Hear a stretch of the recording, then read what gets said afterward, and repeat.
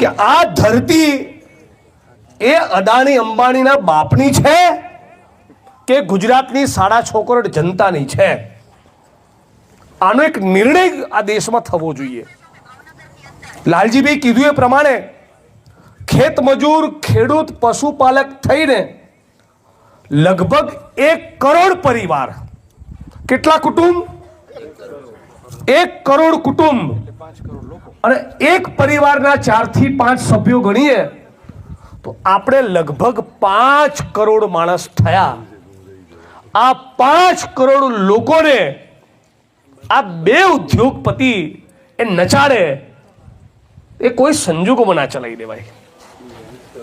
રાજ્યની સરકારની જવાબદારી એવી બનવી જોઈતી હતી કે સરકાર એ અદાણી અંબાણીને એવું કહે કે તમે તો લે કરોડપતિ છો, આપો ખેડૂતોને પૈસા, તમારા ક્યાં ઘરે ખૂટે એમ છે. સરકારે એવું કેવું જોઈતું હતું. કેટલા લાખનો માણસ અદાણી?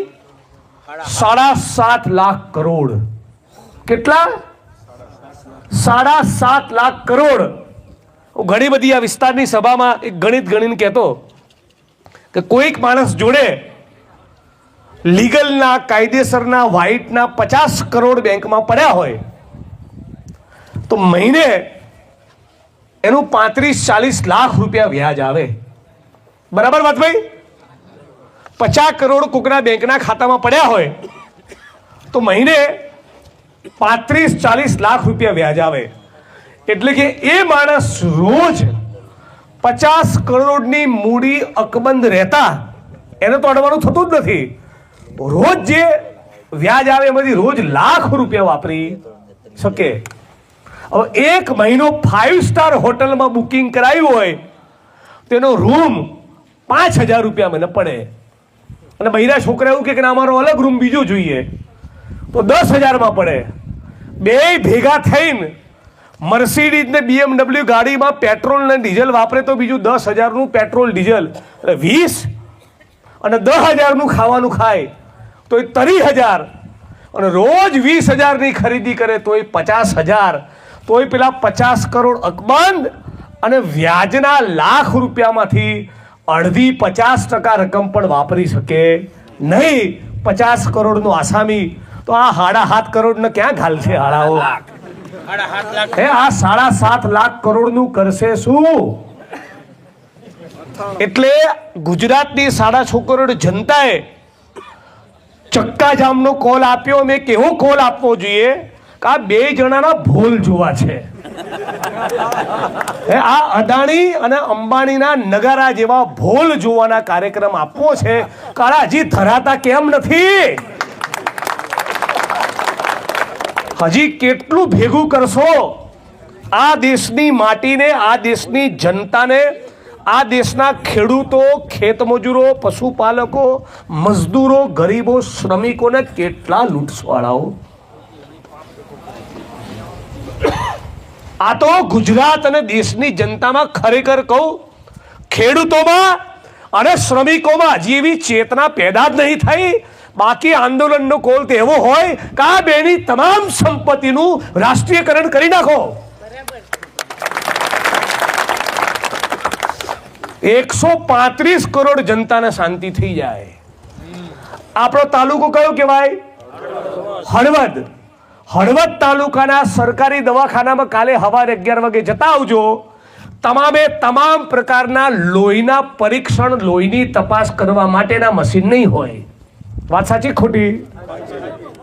ધારો કે કોઈ વ્યક્તિને ગાંઠ નીકળી અને અહીંથી તમે ધ્રાંગધ્રામાં કોઈ મોટા ડોક્ટર જોડે ગયા, એને ગાંઠ જોઈ તો સાદી ગાંઠ છે કે કેન્સરની એ તેનું લેબોરેટરી પરીક્ષણ કર્યા વગર ખબર પડે નહીં.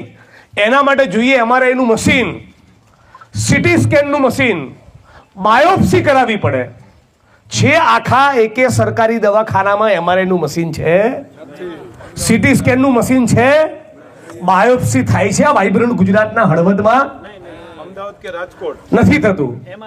હવે ધારો કે 15 કરોડમાં આ MRI ને સિટી સ્કેનના મશીન આવી જાય અને બીજા તમામ મેડિકલ સાધનો 20 કરોડમાં આવી જાય તો એક તાલુકાના 20 કરોડ, 10 તાલુકાના 200 કરોડ. 100 તાલુકાના કેટલા કરોડ થયા? 2000 કરોડ. 250 તાલુકાના હવે હારા ભાવની કિંમતની કોઈ કંપની કે એજન્સી પકડી હોય તો 3 થી 4000 કરોડમાં બધો સામાન લઈ આપે કે ના લઈ આપે? હવે ક્યાં 7.5 લાખ કરોડ અને ક્યાં 3000 કરોડ? આ બે જણાની ટોટલ સંપત્તિ એ ભારત સરકારની તિજોરીમાં મૂકી દીધી હોય તો કેટલી શાંતિ થઈ જાય. કાશ્મીરથી કન્યાકુમારી અને કચ્છથી કલકત્તા સુધી એક પણ સરકારી દવાખાનું એવું બચે નહીં જ્યાં નિયમ પ્રમાણેના મેડિકલ સાધનો ના હોય. આંગણવાડી, શાળા, લાઇબ્રેરી, કોલેજ, યુનિવર્સિટી બધું ટકાટક થઈ જાય. પણ આ બધો દલ્લો લઈને બેઠા છે આ બે જણાના. અને આના જેવા બીજા પાછા 200-500 લોકો ખરા. કોઈ 50,000 કરોડનો માણસ, કોઈ 70,000 કરોડનો માણસ, કોઈ લાખ કરોડ રૂપિયા, કોઈની જોડે 12,000 કરોડ. પાછા ધારાસભ્યો, સંસદ સભ્યો, મંત્રી, IAS, IPS, IRS અધિકારી એ બધાએ ભેગું કર્યું એ તો જુદું. પણ આ 140 કરોડ જનતામાંથી આવા ટોટલ 1 જ કરોડની દવા કરવાની જરૂર છે. કેટલા લોકોની? ખાલી 1 કરોડ. તો બાકીના 135 કરોડ લોકોને શાંતિ થઈ જાય. તેની શરૂઆત આપણે ગુજરાતથી કરીએ. અચ્છા, ઉદાહરણ તરીકે હું તો ત્યાં સુધી કહું છું, એની સંપત્તિ એ ભારત સરકારે જમાઈ નથી લેવી. ખાલી આ અદાણી અંબાણીની જોડે જે 7.5 લાખ કરોડ એટલે 15 લાખ કરોડ છે, એની સંપત્તિ પર વિદેશની માફક 10% વેલ્થ ટેક્સ નાખ્યો હોય તો કેટલા રૂપિયા આવે મહેશભાઈ? 1.5 લાખ કરોડ રૂપિયા આવે. કેટલી શાંતિ થઈ જાય. તો આ કંપનીઓની સામે આખા ગુજરાતે એક સુરે બોલવું જોઈએ કે ના બોલવું જોઈએ? નીચેથી તમે જો પવન બનાવશો તો ગાંધીનગરમાં એનો મેસેજ જશે.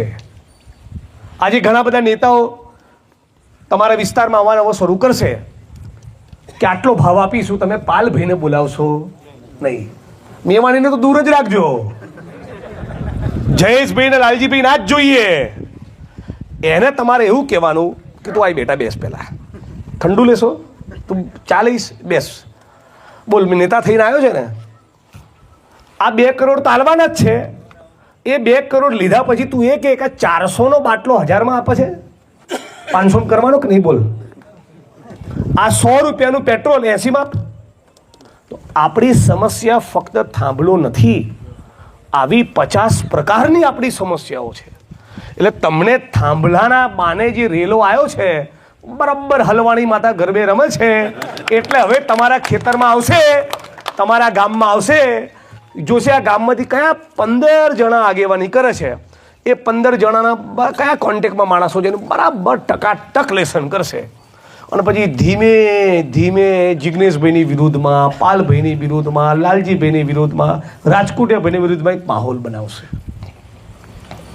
તમે મને કહો, જ્યારે પણ જનતા સાથે અત્યાચાર કે અન્યાય થતો હોય, વિપક્ષ તરીકે અમારી જવાબદારી મૌન રહેવાની કે લડવાની? હવે ચૂપ હોય તો તમે બોલો કે ના બોલો કે વિપક્ષ બોલતું નથી. તો વિપક્ષ તરીકે અમે અમારું કર્તવ્ય નિભાવવા આવ્યા છીએ તો ખુલીને કહીએ છીએ કોંગ્રેસ પાર્ટીમાં છીએ અને એ પાર્ટીમાં છીએ જેણે સ્વતંત્રતાના આંદોલનનો પાયો નાખ્યો હતો આ દેશમાં. એ પાર્ટીમાંથી છીએ. અને આટલા વર્ષોમાં અમારી પણ અનેક ભૂલો રહી. શું કહું છું? આટલા વર્ષોમાં અમારી પણ ભૂલો થઈ, ક્યાંક અમારી પણ મર્યાદાઓ રહી. એનો અમે સ્વીકાર કરીએ છીએ અને એ સ્વીકાર સાથે વધારે નિષ્ઠાથી, વધારે તાકાતથી, વધારે ઉર્જાથી તમારો અવાજ બનવા અમે તૈયાર થયા છીએ. આટલી 2 + 2 4 જેવી વાત છે. આ પાલભાઈની આંખમાં આંસુ શેના માટે આવ્યા હતા?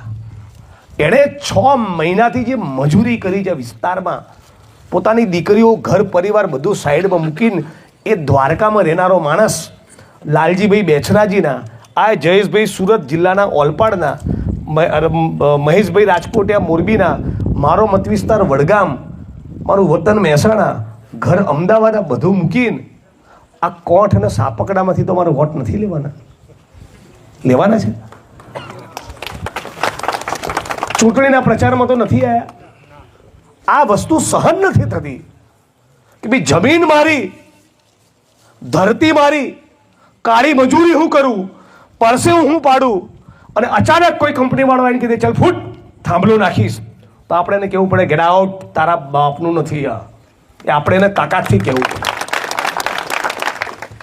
પોલીસ પ્રશાસનના મિત્રોને બી કહેવા માંગુ છું, ખાસ કરીને કોન્સ્ટેબલ, હેડ કોન્સ્ટેબલ, પીએસઆઈ, પીઆઈને, કે મહેરબાની કરીને તમારા એસપી અને આઈજીના ચાડે ના ચડો.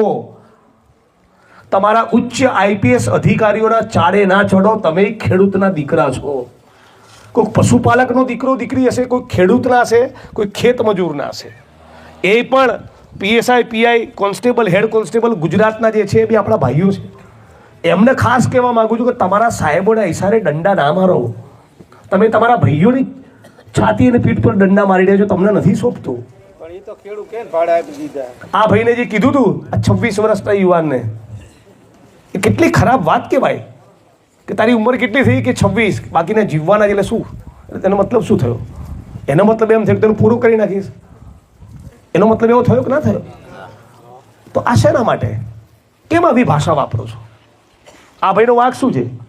એની ધરતી છે, એની જમીન જે નથી આપવી, ધારો કે આપવી જ નથી, ધરાર 50 કરોડ આપો તો એ નહીં આપવી, તો એટલી તો લોકશાહી હોવી જોઈએ કે ના હોવી જોઈએ?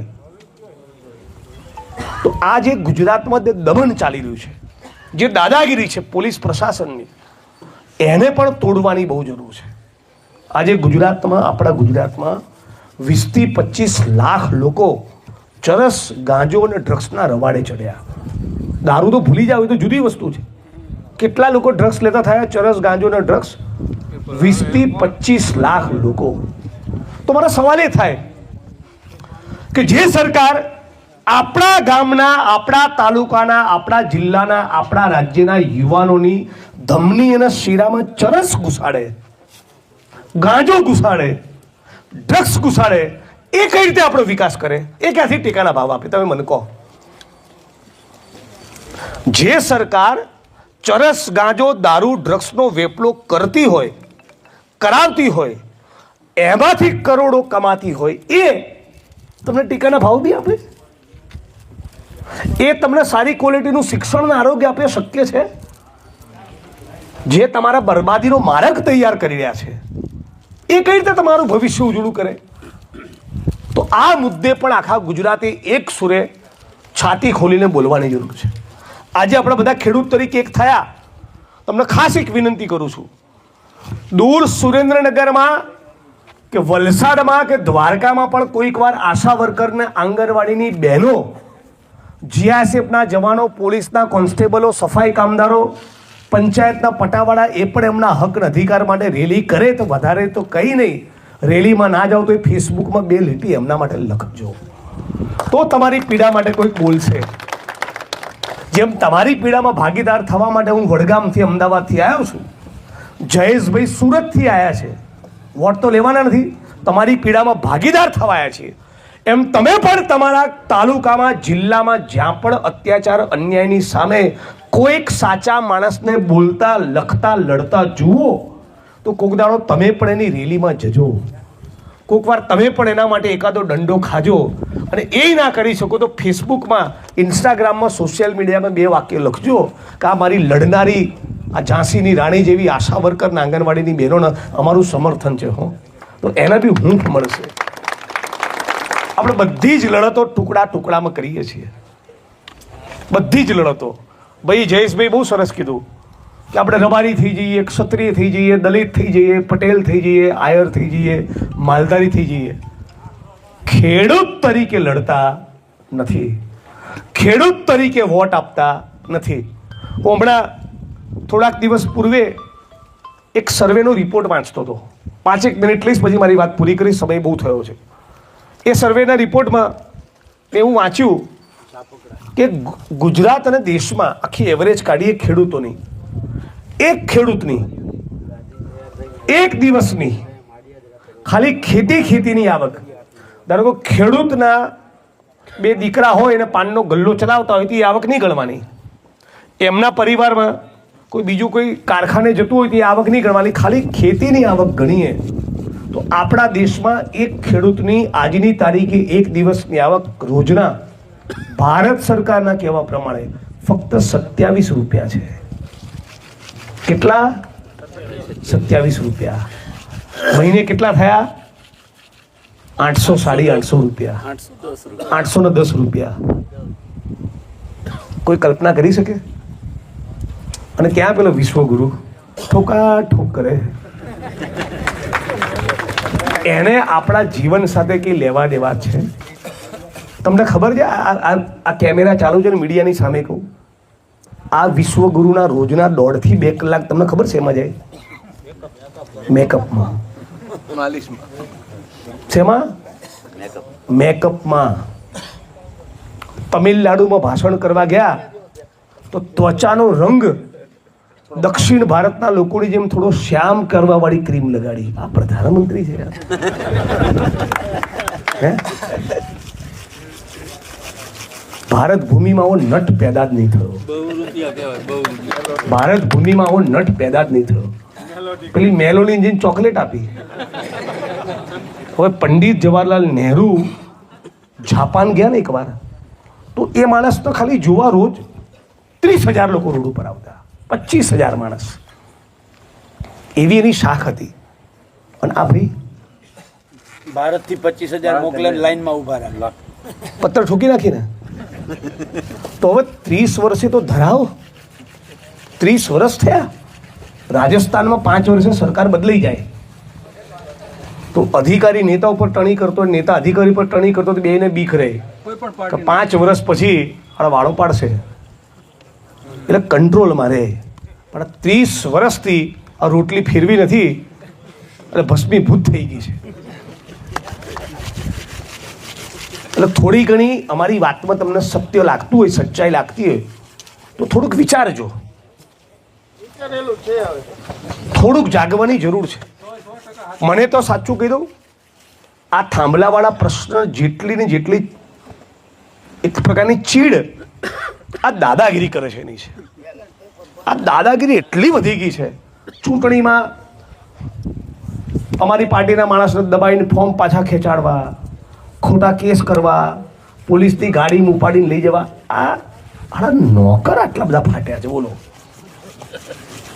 IAS IPS અધિકારી મૂળ તો નોકર ને. માલિક કોણ? જનતા. આપણે માલિક છીએ. ધારો કે હું MLA છું, ધારાસભ્ય છું, તો જનતા પૈકીનો ચૂંટાયેલો છું. તમારું ટાંપું કરવા માટે બધા ભેગા થઈને કામ કરો. જિગ્નેશભાઈને મોકલો, હું તમારો પ્રતિનિધિ છું, જનતા પૈકીનો એક છું. પણ અધિકારી જે છે એ તો નોકર છે. અને નોકર આવીને આપણી બેન દીકરીઓ માતાઓને લાકડીના ફટકા મારે. આ નોકરો આટલા કેમ ફાટ્યા છે?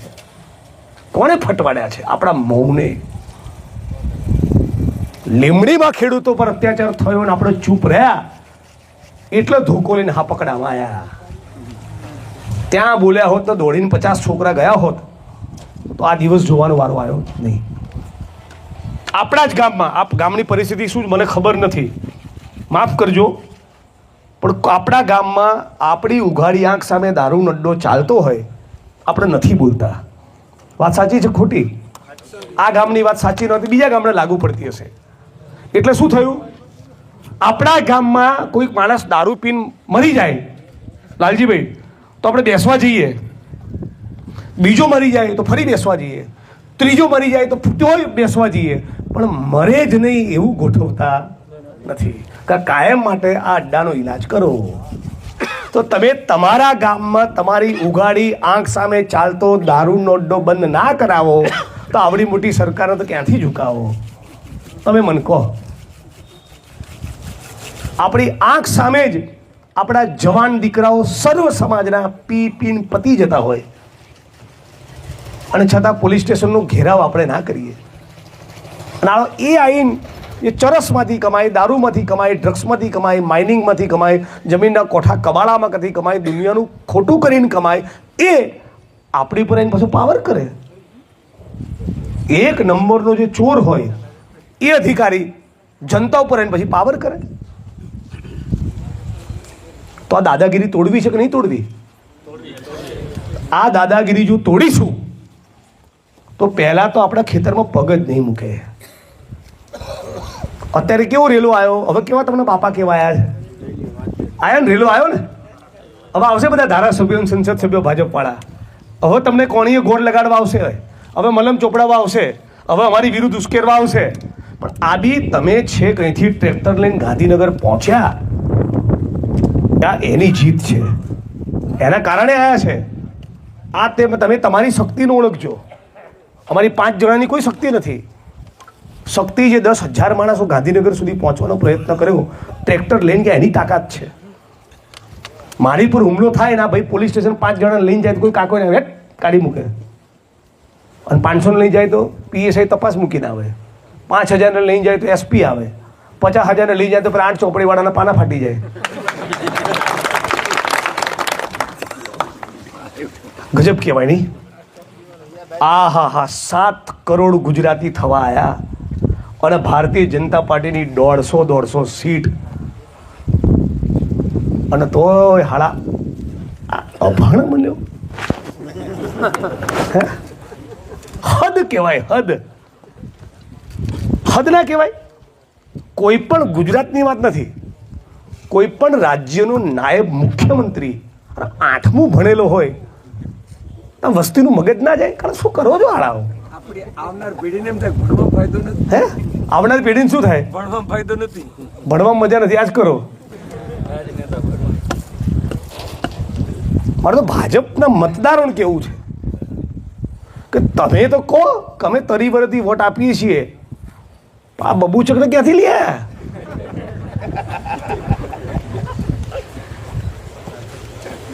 આપણે બોલતા નથી. એટલે મારી વાણીને વિરામ આપું છું. એટલું જ કહેવા આવ્યા છીએ કે તમે જ્યારે પણ યાદ કરશો અમે તમારી વચ્ચે આવીને ઊભા રહીશું. જ્યારે પણ યાદ કરશો, જેટલી વખત જેટલા દિવસ તમારી લડવાની તૈયારી હશે એટલી જ અમારી લડવાની તૈયારી છે.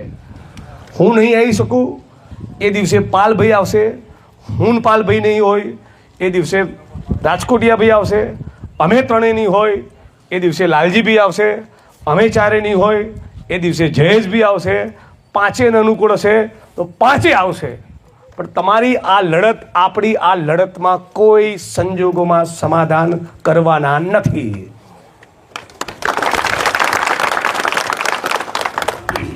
મારી જોડે વાળા ત્રિપુટીમાં હતા, 2 જણાની વિકેટ પડી ગઈ ને, પડી ગઈ. હું 1 ઇંચ મારી જગ્યાથી આગો પાછો થયો છું. અહીંથી 2,500 કિલોમીટર દૂર આસામની જેલમાં નાખ્યો હતો. કેટલા કિલોમીટર થાય આસામ? 2,500. અને વડીલ પછી શું કર્યું? મહિલા પોલીસને એમના ડબ્બામાં તો ત્યારે બેસાડીને મહિલા પોલીસ જોડે છેડતીનો કેસ કર્યો. આ કેટલા નાલાયક છે. એટલે એમને એવું છે કે જિજ્ઞેશભાઈને મુદતોમાં મોકલીને દર મહિને પૂનમ ભરવા મોકલીને તો અકળાય. હું શું કરું ખબર? મેઘાલય ફરવા જાઉં, એના પહાડ ઉપરથી ફોટો પડાવીને મૂકું, બ્રહ્મપુત્ર નદીના કાંઠે બેસું, ત્યાંની પકોડી ખાઉં, હેરાન થતું જ નથી. તમે મનમાં ગાંઠ વાળી લો. જે દિવસે તમે એવું સંકલ્પ કરશો કે આ રેલીમાં મારી લાઠી ખાવાની, FIR વોરવાની, અઠવાડિયું 10 દાડા 15 દાડા મહિનો જેલમાં જવાની તૈયારી છે, જે ઉખાડી લે, એ દિવસે તમે જીતી ગયા. એ દિવસે તમે બોમ્બ થઈ ગયા. બોમ્બ. મારાથી એકડા એટલા માટે જ છે, મારે પેટ્રોલ પંપ નથી ને ગેસની એજન્સી નથી ને ખાણ ખનીજની લીઝ નથી ને કોઈ એને કરાવતો જ નથી, એની કોઈ ફાઇલ જ નથી. મારા વિસ્તારમાં કોઈની બદલી નહીં કરાવતો. અકળાય થોડા તો એના સોરી, એમાં પડવાનું જ નહીં. પછી ક્યાં જાય? મને ક્યાંય પકડશે? એમ તમે ગાંઠ વાળી દો. દંડો મારે, FIR કરે, ઝૂકવું નથી. ગૌતમ અદાણીને ઝુકાવવો છે, મુકેશ અંબાણીને ઝુકાવવો છે, અને એની દલાલી કરનારી આ સરકારને ઝુકાવવી છે. ઇતિહાસ બનાવશો તમે, ઇતિહાસ. આ શબ્દો યાદ રાખજો. તમારી આવનારી પેઢી તમારી પર ગૌરવ કરશે. આજે આપણે ઇતિહાસ બનાવવા માટે નીકળ્યા છીએ. લાગવું તો જોઈએ ને, સરદાર વલ્લભભાઈ પટેલનું ગુજરાત છે, ભગતસિંહનો દેશ છે, એવી ખુમારી તમે બતાવો. પાલભાઈની આંખમાં જે આંસુ હતા ને એ કઈ બાબતના હતા તમને ખબર છે? અચાનક દીકરીની યાદ નથી આવી ગઈ. એ વાતના આંસુ હતા કે આટલું નિષ્ઠાના પ્રમાણિકતાપૂર્વક લડીએ છીએ એનો કોઈ છાંટો ઉડાડવાની કોશિશ કરે, એ સહન ના થાય. મારી મમ્મીના સોગંદ ખાઈને જાહેરમાં કહું છું, કદાચ પહેલી વખત બોલી રહ્યો છું જાહેરમાં આ સાપકડાની ધરતી પર, કે આસામના મહિલા પોલીસને બેસાડીને છેડતીનો જે કેસ કર્યો ને પછી જે એસપી મને મળવા આવ્યો હતો ને એને એટલું કીધું હતું કે કાશ રાष्ट्रद्रोह का केस कर देते यार, 6 महीना 12 महीना दूसरे किसी मामले में रखते, ये महिला वाला केस किया, बहुत गलत किया.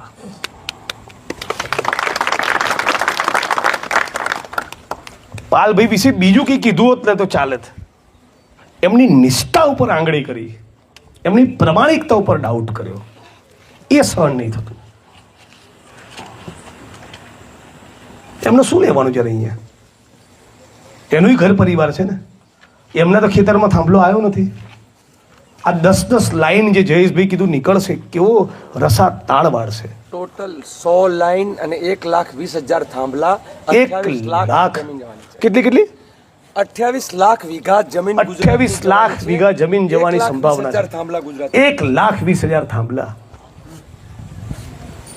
અને તો વિપક્ષ તરીકે અને નાગરિક તરીકે અમારું આ કર્તવ્ય છે. મેં જિગ્નેશભાઈ કીધું ને, મારી સામે ડિબેટમાં કબૂલ્યું છે કે ગુજરાતમાંથી ટોટલ 130 ગીગાવોટ વીજળીનો વેપાર થવાનો છે, આવું ભાજપના પ્રવક્તાએ કબૂલ્યું.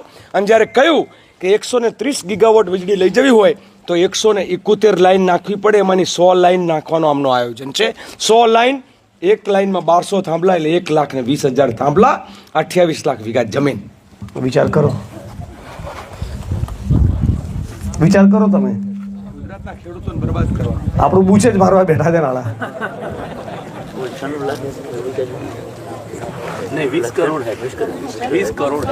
તો આપણે આ સભાના અંતે એટલો સંકલ્પ કરીને છૂટા પડીએ છીએ કે પૂરેપૂરી પ્રમાણિકતાપૂર્વક, પૂરેપૂરી જવાબદારીપૂર્વક, સંપૂર્ણ અહિંસક રહીને, કાનૂન અને બંધારણના દાયરામાં રહીને જ લડીશું. મુદ્દા નંબર 1.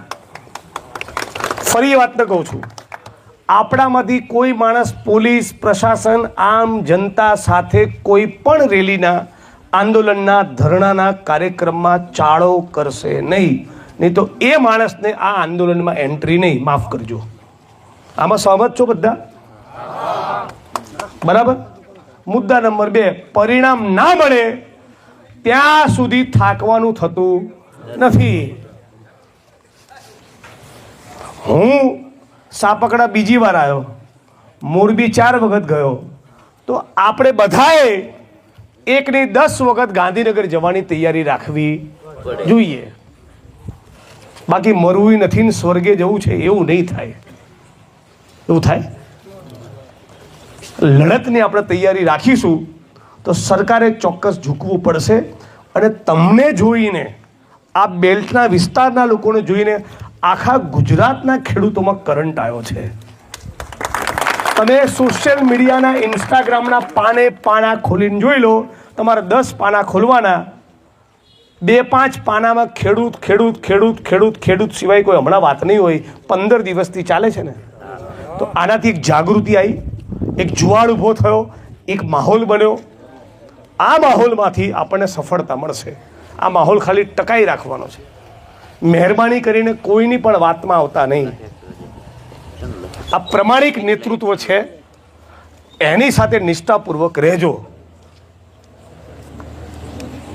પ્રમાણિક નેતૃત્વની સાથે નિષ્ઠાપૂર્વક રહેજો. બસ આટલું કરજો. આ સાથે મારી વાણીને વિરામ આપું છું. આપ તમામ લોકોનો ખૂબ ખૂબ આભાર.